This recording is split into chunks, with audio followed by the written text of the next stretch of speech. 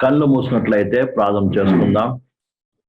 స్తోత్రం తండ్రి, మహోన్నతుడా, మహాపరిశుద్ధుడా, జీముల తండ్రి, ఈ రాత్రికాల సమయంలో ప్రభు నీ వాక్యాన్ని నేర్చుకోవడానికి, నీ సంకల్పం అర్థం చేసుకోవడానికి నీవు ప్రభు మమ్మల్ని అందరి సమకూర్చిన విధానం బట్టి వందనాలు చెల్లిస్తున్నాం. నాయన పవిత్రాత్ముడా, మా మంచి బోధకుడా, మాతో మీరు మాట్లాడండి. ప్రతి ఒక్కరు కూడా అర్థం చేసుకునే రీతిగా, గ్రహించే రీతిగా ప్రతి ఒక్కరూ ఆత్మీయ ఎదుగునట్లుగా ప్రభు నువ్వే మాట్లాడమని ప్రార్థిస్తున్నాను. అల్పి నన్ను మరుగుపరిచి నీ వాక్యాన్ని ప్రత్యక్షపరచమని యేసు నామములో అడుగుచున్నాము తండ్రి, ఆమేన్. దేవుని పరిశుద్ధ నామమునకు మహిమ కలుగును. ప్రియమైన బిడ్డలారా, మనము గతించిన దినములో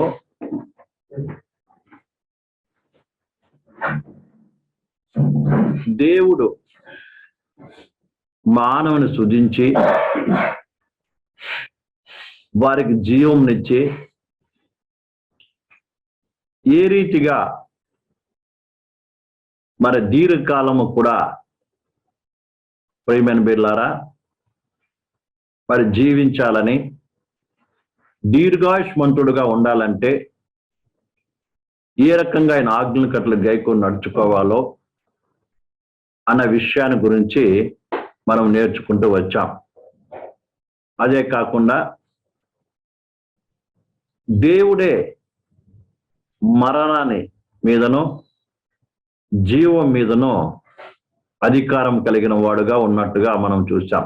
అంటే సర్వ సృష్టిగా దేవునికి ఒక్కనికే ఒక వ్యక్తిని మరణింప చేయటానికి కానీ జీవింప చేయటానికి కానీ అధికారము కలిగిన వాడు. అలాగే మరణం నుంచి తప్పించేవాడు, అలాగే ఆయుష్ను పెంచగల శక్తిమంతు కూడా పురబైనటువంటి దేవుడు అన్న విషయాన్ని గురించి కూడా మనం నేర్చుకున్నాం. ప్రేమలారా, అలాగే మరణం వరకు కూడా ఆయన ఏం చేయగలడు? మనల్ని నడిపిస్తాడని, మరణమైన తర్వాత కూడా ఆయన తన మహిమలోకి చేర్చుకుంటాడని విషయం గురించి మనం ఏం చేసాం? గత దినాల్లో నేర్చుకున్నాం. మరి ఈ దినములో ప్రియులారా మరొక ముఖ్యమైన విషయాన్ని గురించి నేర్చుకోబోతున్నాం. అందు నిమిత్తమై ఎఫెసీ రాసినటువంటి పత్రిక 1వ అధ్యాయము 12వ వచనాన్ని చదువుదాం. ఎఫెసీ రాసినటువంటి పత్రిక 1వ అధ్యాయము 12వ వచనాన్ని చదువుదాం. ఎఫెసీ రాసిన పత్రిక 1వ అధ్యాయము 12వ వచనము. మరియు క్రీస్తునందు ముందుగా నిరీక్షించిన మనము తన మహిమకు కీర్తి కలుగ చేయవలనని దేవుడు తన చిత్త ప్రకారమైన సంకల్పమును బట్టి మనలను ముందుగా నిర్ణయించి ఆయన యందు స్వాస్యముగా ఏర్పరచెను. ఆయన తన చిత్తానుసారముగా చేసిన నిర్ణయం చొప్పున సమస్త కార్యములను జరిగించుచున్నాడు. దేవుని పరిశుద్ధ నామమునకు మహిమ కలుగును గాక. ఇక్కడ ఈ వాక్యాన్ని మనము చదివినప్పుడు ప్రతి మానవుని పట్ల దేవుడు ఒక సంకల్పము చేశాడని మనం చూస్తున్నాం. అర్థమైందండి? చదివినట్లయితే దేవుడు తన చిత్త ప్రకారమైన సంకల్పాన్ని బట్టి, సర్వ సృష్టికర్తన దేవుడు, అర్థమైందా, తన చిత్త ప్రకారం ఏం చేశాడు? ఒక సంకల్పాన్ని చేసి, సంకల్పం అంటే అర్థమైనది ఒక ప్లాన్, ఒక ఉద్దేశము కలిగిన వాడుగా ఉన్నాడు. దేవుడు ఏంటి? సర్వ సృష్టిగా దేవుడు ఒక ఆలోచన కలిగిన వాడుగా ఉన్నాడు, లేకుంటే ఒక ప్రణాళిక కలిగిన వాడుగా ఉన్నాడు. అంటే ఒక ఉద్దేశం కలిగిన వాడుగా ఉన్నాడు. అది కూడా అది ఆయన చిత్త ప్రకారము, నీ చిత్త ప్రకారం కాదు, నా చిత్త ప్రకారం కాదు. ఆయన చిత్త ప్రకారమైన ఒక సంకల్పమైన ఏం చేశాడు, చేసి పెట్టాడు. అర్థమైందండి? ఆయన చేసిన సృష్టి విషయంలో కావచ్చు, ఆయన సూచించిన మానవుని విషయంలో కావచ్చు, ప్రతి దాని విషయంలో దేవునికి ఏముంది, ఒక ప్రణాళిక కలిగిన వాడుకున్నాడు. నీ పట్ల, నా పట్ల, సకల సృష్టి విషయంలో ఏం కలిగి ఉన్నాడు, ఒక సంకల్పం కలిగి ఉన్నాడు. ఒక సంకల్పము చేత ఆయన ఏం చేశాడు, అన్నిటినీ కలుగజేశాడు.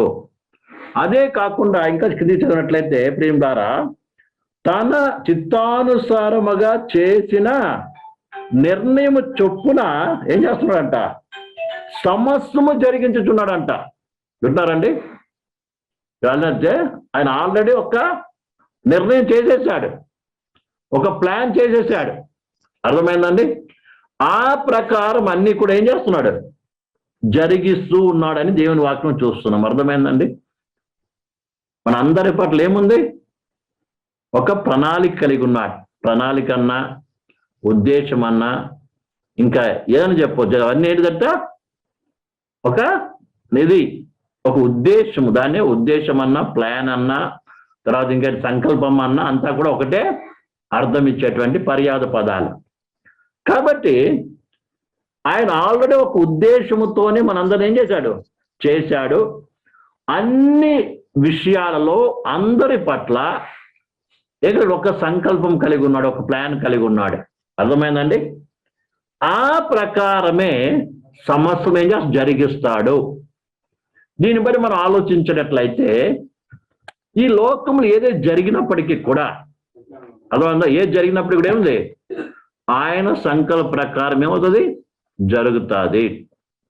అందుకే ప్రతి విశ్వాసి కూడా ఏం చేస్తుంది తెలుసా, ఆయన సంకల్పాన్ని తెలుసుకోవాలి, ఆయన ఉద్దేశాన్ని తెలుసుకోవాలి. ప్రభా, నా పట్ల నీ ఉద్దేశం ఏంటిది? మనం అనేకసార్లు చెప్పుకున్నాం. ఒక రక్షింపబడిన వ్యక్తి రక్షణ లేనప్పుడు మనం ఎవరిని అడగవలసిన పని లేదు. మన ఇష్ట ప్రకారము మనం ప్లాన్ చేసుకొని అది చేయాలి, ఇది చేయాలి అనేటువంటి రీతికి మనం నడిచి వెళ్తూ ఉండేవాళ్ళం. అయితే ఒక రక్షింపబడిన వ్యక్తి చేయవలసినటువంటి ప్రార్థన ఏంటంటే, ప్రభా, నా పట్ల నీ ఉద్దేశము ఏమై ఉంది? ఒకటి. రెండోది, మన జీవితంలో ఏదైనా కార్యం జరిగినప్పుడు, ప్రభా, ఈ కార్యం విషయం నీ ఉద్దేశము ఏమిటి? ఒకటి చెయ్యాలనుకున్నప్పుడు, ఒకటి అవసరమైనప్పుడు, ఒకటి కొరత కనబడినప్పుడు ఏం చేయాలి? ప్రభా, దీని విషయం నీ ఉద్దేశం, నీ సంకల్పము ఏమిటో నాకు బాగా అర్థమయ్యేటట్టు చెయ్యి అని ఒక విశ్వాసి చేయవలసిన ప్రార్థన. అందుకే అనుదినం విశ్వాసి యొక్క ప్రార్థన ఏంటిదండి, ఆయనను మనం అనుకున్నది చేయమని కాదు. అర్థమవుతుందండి? మనం అనుకున్నది ఆయన చేయమని చేసే ప్రార్థన కాదు. ప్రభువా, బహుశా మన ముందు అనేకమైనటువంటి సవాళ్ళు, అంటే అనేకమైన పరిస్థితులు, అనేకమైన నిర్ణయాలు, అనేకమైన మన ముందుకు వస్తూ ఉంటుంది. ప్రతి మానవుని జీవితంలో అనుదినం కూడా ఏముంటుంది, అనేక సమస్యలు ఎదుర్కోవాల్సి ఉంటుంది కదా. అలాగే అనేకమైన నిర్ణయాలు తీసుకోవాల్సి ఉంటుంది. నిర్ణయాలంటే ఇది చెయ్యాలా, చేయకూడదా, అర్థమైందా? ఇలా అనేక విషయాలు మన ముందు ఉంటుంది. దాంట్లో దేవుని చిత్తం ఏంటో తెలుసుకొని ఆ ప్రకారం నడిస్తే నేను ఏమవుతావు నీ జీవితంలో ఏం కలుగుంటావు, నువ్వు గమ్యస్థానము చేర్చుకుంటావు. గమ్యస్థానం ఏమో చేర్చబడతావు. అర్థమైందండి? కాబట్టి ఈ విషయాన్ని బాగా అర్థం చేసుకోవాలి. కాబట్టి ప్లాన్ కలిగి ఉండమే కాకుండా ఆ ప్లాన్ ప్రకారమే అన్ని జరిగిస్తాడంట. ఇక చదువుదాం చూడండి, మనకి రాయబడిన మళ్ళీ పనిలో, ఆయన తన చిత్తానుసారముగా చేసి నిర్ణయం చొప్పున సమస్త కార్యములు ఏం చేస్తున్నాడు? జరిగించుతున్నాడు. సమస్త కార్యం ఏం చేస్తున్నాడు అంటున్నా? కాబట్టి దేవునికంటూ ఒక సంకల్పం, ఒక ఉద్దేశం ఉంది. దాని ప్రకారం అన్ని ఏం చేస్తాడు? జరిగిస్తాడని ఇక్కడ వాక్యం మనం చూస్తుంటున్నాం. ఇదే కాక 4వ వచనంలో కూడా చదువుదాం. ఎట్లనగా తన ప్రియుని యందు తాను ఉచితముగా మనకు అనుగ్రహించిన తన కృపా మహిమ కీర్తి కలిగినట్లు తన చిత్తానుసారమైన దయా సంకల్పము చొప్పున, ఇక్కడ రాయబడి ఏంటంట? ఆయన చిత్తానుసారముగా ఏం కలిగి ఉన్నాడు? ఒకటే దయా సంకల్పము కలిగిన వాడుగా ఉన్నాడు. అలాగే 11లో కూడా మనం చదివాం ఇప్పుడు. కాబట్టి ఇవన్నీ చదివినప్పుడు ఏం కలుపుతాం కనుక తెలుస్తుంది మనకి. దేవునికంటూ ఒక సంకల్పం ఉంది.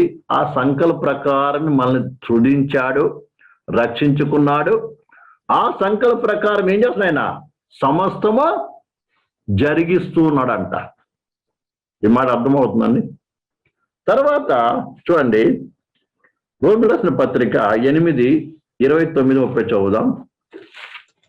రోమిలకు రాసిన పత్రిక 8వ అధ్యాయము, రోమిలకు 8వ అధ్యాయము 29-30. ఎందుకనగా తన కుమారుడు అనేక సహోదరులలో జ్యేష్ఠుడగునట్లు దేవుడు ఎవరిని ముందు ఎరిగెనో వారు తన కుమారునితో సారూప్యము గలవారగుటకు వారిని ముందుగా నిర్ణయించెను. ముందుగా ఏం చేశాడంట? నిర్ణయించెను. మరియు ఎవరిని ముందుగా నిర్ణయించెనో వారిని పిలిచెను. ఎవరిని పిలిచెనో వారిని నీతిమంతులుగా తీర్చెను. ఎవరిని నీతిమంతులుగా తీర్చెనో వారిని మహిమపరచును. ఇక్కడ ఏం చేశాడు? ముందుగా నిర్ణయించాడంట.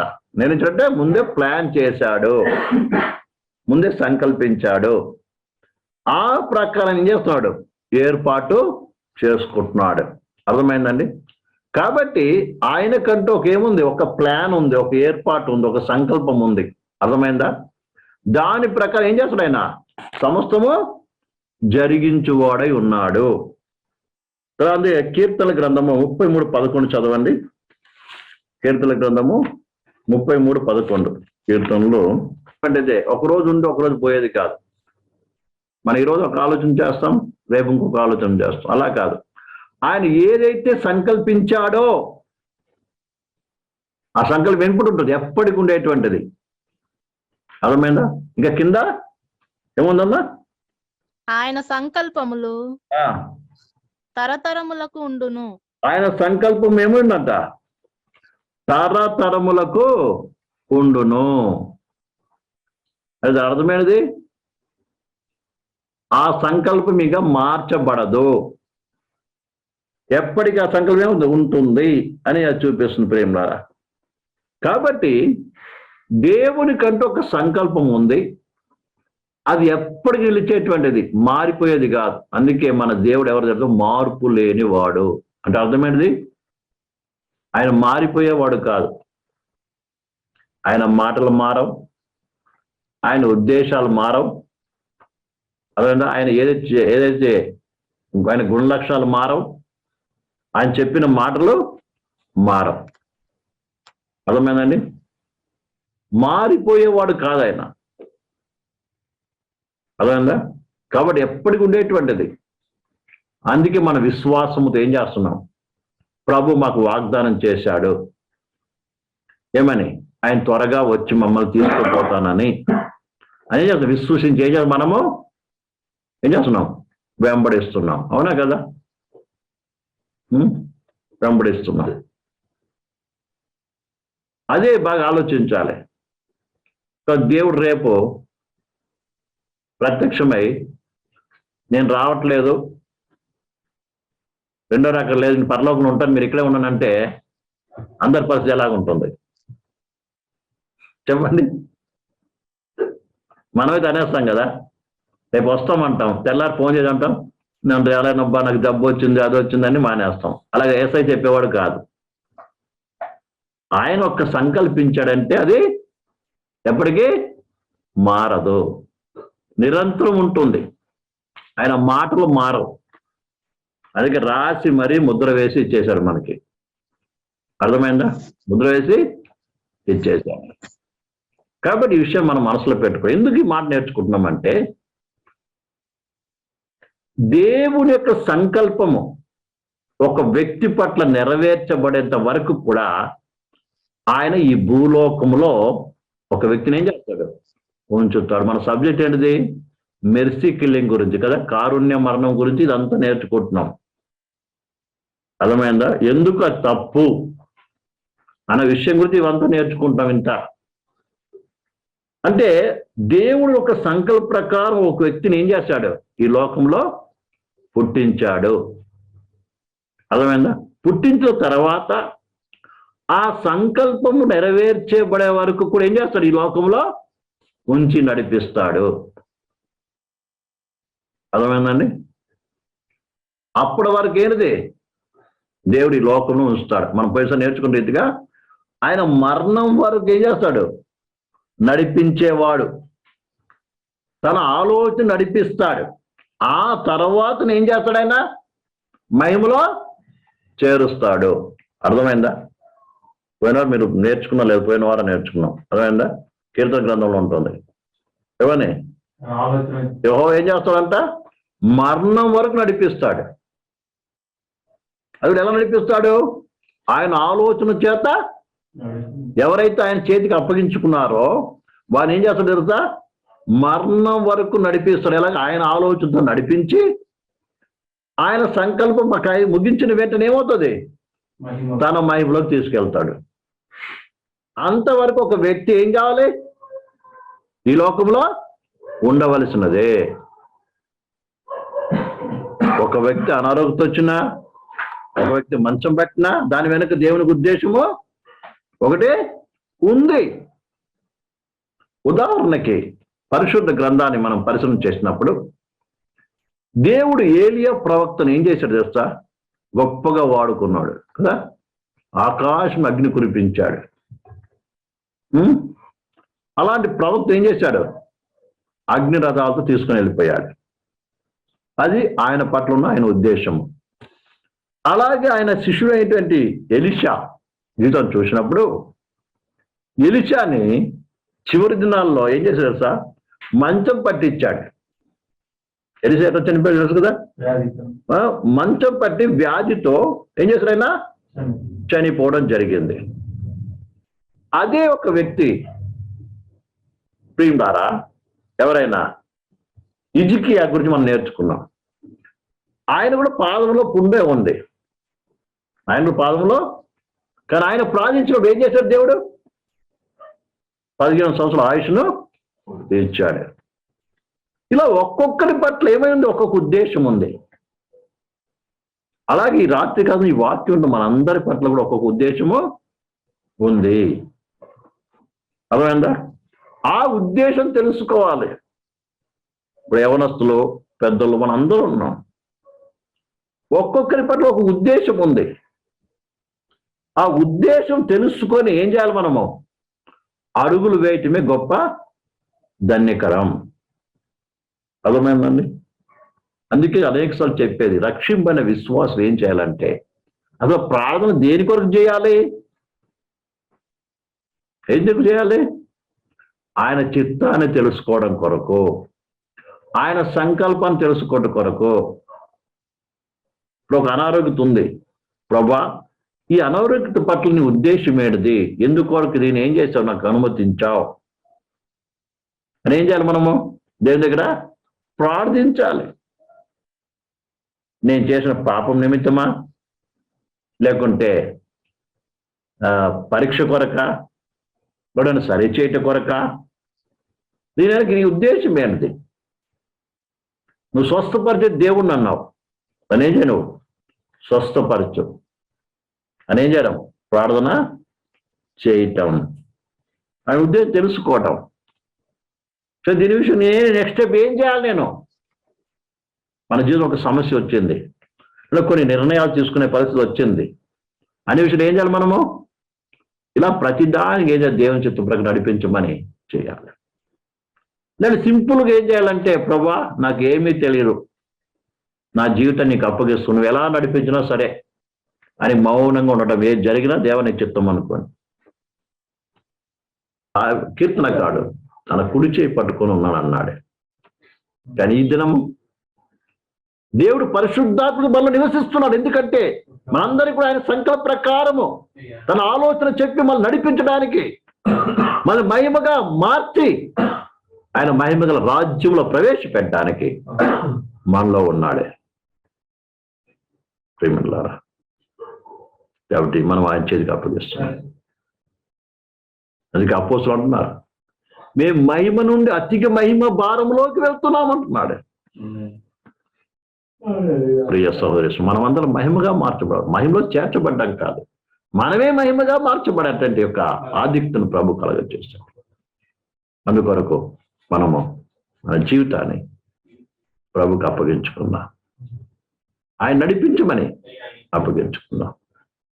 ఇజ్రాయెల్ విడిపించిన దేవుడు మేఘంకి దేనికి నడిపించాడు, అయితే పరిశుద్ధాత్మ ఆదిలో మనందరూ నడిపించి ఆయన మహిమలో చేర్చడానికి మన మహిమగా మార్చి ఆ మహిమల రాజ్యంలో ఉంచడానికి ఉన్నాడు. కాబట్టి ప్రభు ఆత్మకు మనం అప్పగించుకుందాం. అలాగే praise God, praise God, praise God, praise God, praise God, praise God, praise God, praise God. ప్రార్థన చేసుకుందాం. స్తోత్రం తండ్రి, మహోన్నతుడా, మహాపరిశుద్ధుడా, జయముల తండ్రి, ఈ రాత్రికాల సమయంలో ప్రభు నీకంటూ ఒక ఆలోచన ఉన్నది, కలిగిన వాడుగా ఉన్నావు. నీవే సంకల్పించిన సంకల్ప ప్రకారము సంవత్సరం జరిగించి వాడై ఉన్నావు. నీ సంకల్పం మార్పు లేనిది, నీ సంకల్పం స్థిరమైనది. కాబట్టి ఈ సంకల్పం మా జీవితం అప్పగిస్తున్నా. మానవుడి మమ్మల్ని మహిమగా మార్చి నీ మహిమ రాజులు ప్రవేశించడానికి మనం సిద్ధపాటు చేయమని, కృప అనుగ్రహించమని ప్రభు. మా జీవితంలో ఈ సంకల్పం నెరవేరకుండా అటు ఇటు వెళ్ళకున్నట్లు మమ్మల్ని సరి అయిన మార్గంలో, సరి అయినటువంటి త్రోవలో, సరైన ఆలోచన చేత మమ్మల్ని అందరూ నడిపించి మేములో చేర్చమని, నేను గొప్ప చేసుకోమని, ప్రతి వారిని దీవించి పంపించమని. ఎంతోమంది అనారోగ్యంతో బాధపడుతున్నారు ప్రభు, వాళ్ళందరూ ముట్టి సంపూర్ణ స్వస్థత గురించి విడివిడుదల చేసి కార్యం చేసి మేము దీవించు, సహాయం చేయమని ఏ సమయంలో ఇప్పుడు అవసరం తండ్రి. ఆమేన్. మన తండ్రి దేవుని ప్రేమే, కుమారుడైన యేసుక్రీస్తు కృపయు, పరిశుద్ధాత్మగా నిన్న సహవాసము కొన్ని మంది లోపల సకల పరిశుద్ధులకు కూడా ఆయన రాకడ పర్యంతము తోడే నడిపించును గాక. ఆమేన్. అందరికీ కూడా యేసుక్రీస్తు నామములో వందనాలు. ప్రేస్తులు.